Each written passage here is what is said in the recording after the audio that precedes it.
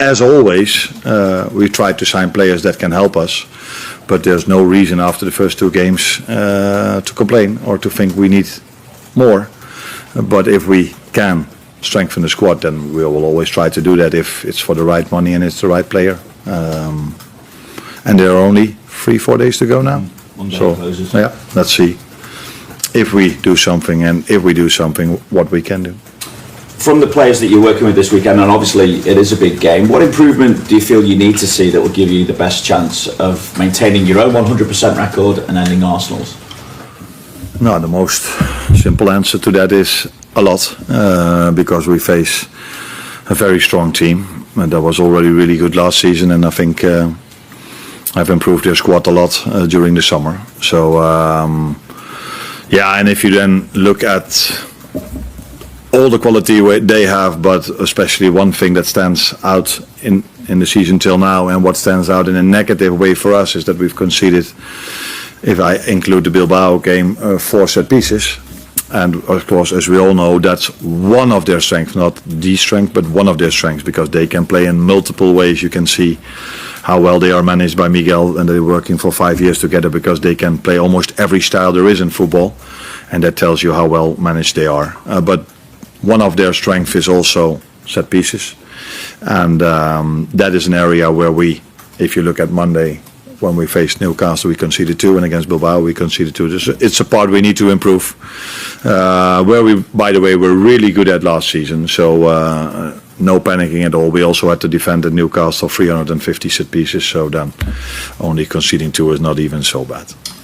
Obviously both games against Arsenal finished in 2-2 draws, and I think against top 4 opposition, or the teams that finished in the top 4 last season, you took 11 points from a possible 18. I just wonder, even though it's such an early stage in the season, how important do you feel it is not to lose ground on a potential title rival?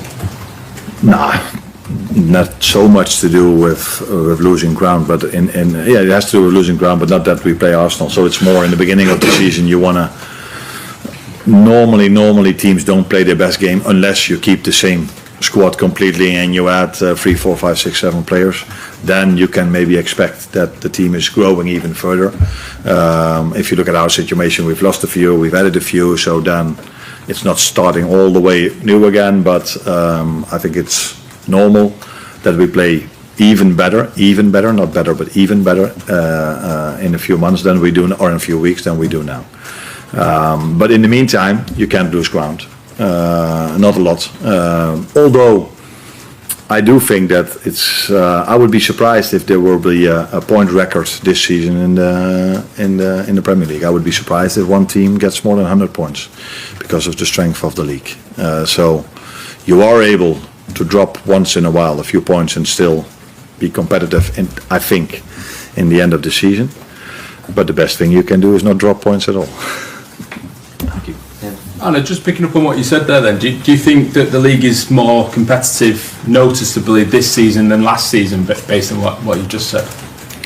If that's even possible, because it was already so competitive last season. But maybe I'm wrong, but I think in general teams spent more than last season. I'm not 100% sure, and I'm talking about net spend, not talking about what teams spent and forget then what they've sold, but in terms of net spend. But maybe I'm wrong, but last season we didn't do a lot, but I think our competitors didn't do a lot last season as well, and that's completely different this season.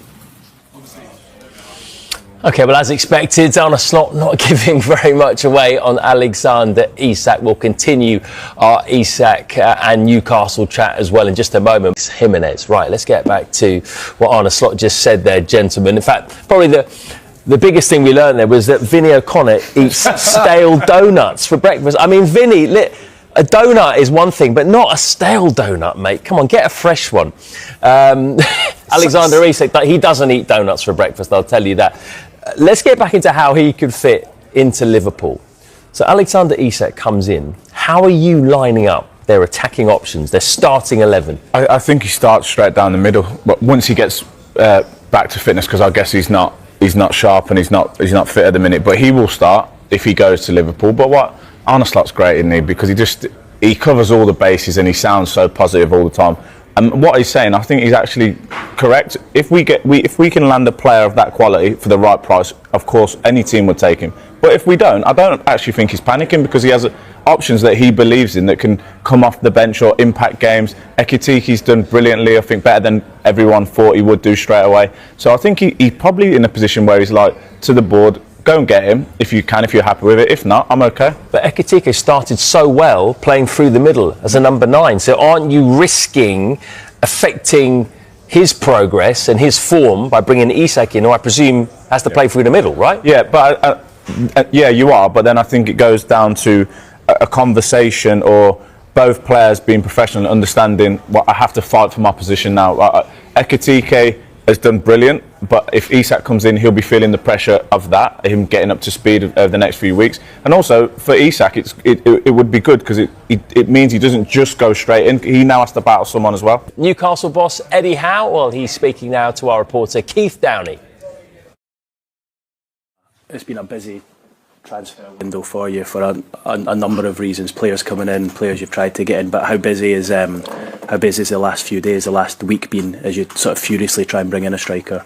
Yeah, I think the last month really has been the same. It's been relentless. This has been a demanding window in lots of different ways. The work going in has been detailed.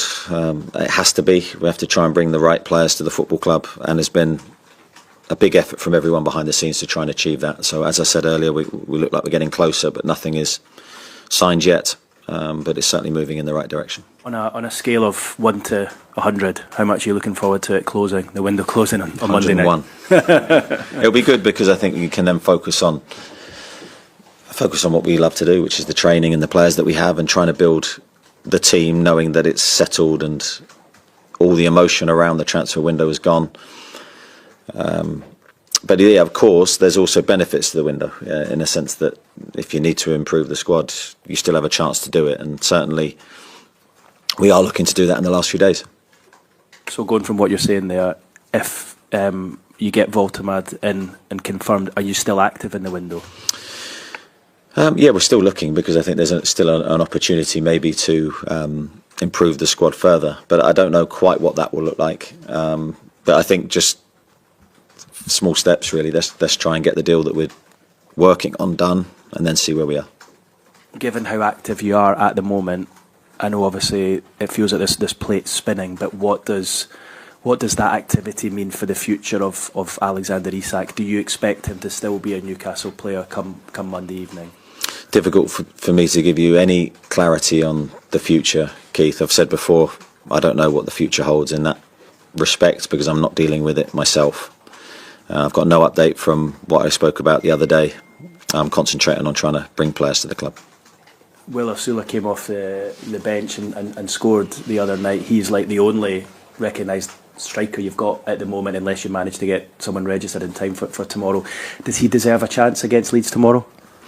Yeah, possibly. I think he's certainly one of the options we're looking at. I thought he did really well when he came on. He took his goal superbly. He gave us renewed energy in a moment when the players were feeling the effects of playing without the extra man.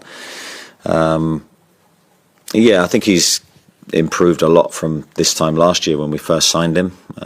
He's gained experience, and certainly the knowledge of how we play and what we ask our centre forwards to do isn't easy. It's not an easy position to play. But he's gaining in confidence, I think, and that goal will do him the world of good. And just finally, I guess it's a challenge for you and your coaching team as well. Whether it's Will who starts up front, or if you come up with you've devised a different plan, I guess it's a real challenge to try and select a team that's going to cause problems when you don't have like an experienced out and out number 9 there. Yeah, I think our job is to try and find a way to make the team function well. I think that's the most important thing whenever you're picking a team. It's not necessarily about one player in one position. It's about the team still being able to deliver a strong performance. And I think if you look at the 2 games, albeit without an experienced Premier League striker, the team function has been really, really strong. And that's enabled us to be more than competitive in the games. For me, we've been the better team in both of our Premier League games so far, although we haven't won any. But I think over time, if you continue to deliver those kind of strong performances, that will certainly change. Eddie Howe will be very relieved to not have to answer any more Alexander Isak questions in a few days' time. Although he might have to if he's still there, you never know. But in terms of what else they could get in, do they still absolutely need to get another striker in? And who could that be? Well, I don't think they need to. I think they'd like to, and I think it'd be Visser if they could get him. I think that's the one that they obviously wanted earlier on in the window, and now with the. And we heard about Strand Larsen, but I'm guessing it's the same sort of profile as the one they've just brought in. So maybe they're not going to go for Strand Larsen. I don't think they'd get him anyway. I don't think Wolves can't afford to let Strand Larsen go. But I think Eddie Howe will be quite happy. If like he said, if another opportunity arises, they'll bring him in straight away. They'll bring a forward player in, and why would you not? And just to add as well, just found out from Keith Downey that Nick Voltermode unlikely to be registered in time for tomorrow's game against Leeds United. Currently having his medical, but probably not going to be registered in time for the game. OK, all right.